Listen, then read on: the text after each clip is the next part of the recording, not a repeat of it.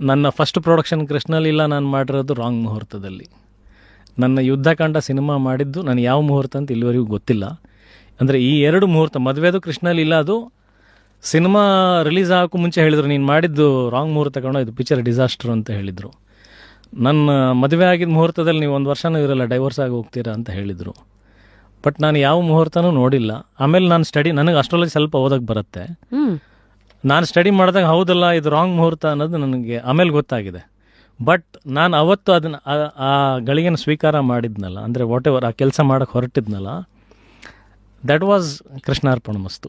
It is yours, ನಿನಗೆ ಬಿಟ್ಟಿರೋದು ಅಂತ ಅವನೇ ಮಾಡಿಸ್ತಾ ಇದ್ದಾನೆ ಅಷ್ಟೇ. ಯಾರೂ ಅವತ್ತು ಬಂದು ಹೇಳಿಲ್ಲ ಇದು ರಾಂಗ್ ಮುಹೂರ್ತ ಮಾಡಬೇಡ ಅಂತ. ಅದು ಆಯ್ತದು. So all well, picture blockbuster ಆಯಿತು. ಆ್ಯಂಡ್ ಈವನ್ ಈ ಯುದ್ಧಕಾಂಡ ಇವಾಗ ಸಿನಿಮಾ ನಾನು ಮುಹೂರ್ತ ಮಾಡಿದಾಗ್ಲೂ ನಂದು ಒಂದೇ ಒಂದು ಇರುತ್ತೆ, ಯಾವಾಗಲೂ ದೀಪ ಹಚ್ಚಿದಾಗ ಅಥವಾ ಏನೋ ಮಾಡಿದಾಗ ಕೃಷ್ಣಾರ್ಪಣಮಸ್ತು, ಇಟ್ ಈಸ್ ಯುವರ್ಸ್. ಅಂದರೆ ನನ್ನ ಡ್ಯೂಟಿ ನಂದು, ಫಲ ನಿಂದು, result is yours, I don't ಬಾದರ್.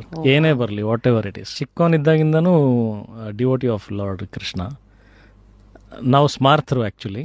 ಮನೆಯಲ್ಲಿ ಪೂಜೆ ಮಾಡೋದು ಶಿವನ, ನಾನು ನನ್ನ ಇಷ್ಟ ದೇವರು ಬಂದು ಕೃಷ್ಣ. ನಾನು 86 kg ಇದ್ದವಳು 71 kg ಬಂದಿದ್ದೀನಿ. ವಯಸ್ಸಾದ್ಮೇಲೆ ಸ್ಮಾರ್ಟ್ ಆಗಿ ಕಾಣ್ತೀರಾ ಅಂದ್ರೆ ಜಿನ್ನಿ. 126 kg ವೇಟ್ ಇದ್ದು ನಾವು ಈಗ 114 kg ಲೆಕ್ಕ ಬಂದಿದ್ದೀವಿ. ಯಾವುದೇ ಸೈಡ್ ಎಫೆಕ್ಟ್ ಆಗಿಲ್ಲ. 84ರಿಂದ 50 kg ಬಂದೆ. ಆಮೇಲೆ ಸಣ್ಣಗೆ ಫಿಟ್ ಆಗಿದ್ದೀನಿ. ಅದಕ್ಕೆ ನಾನು ಯೂಸ್ ಮಾಡ್ತಾ ಇರೋದು ಜೀನಿ ಸ್ಲಿಮ್.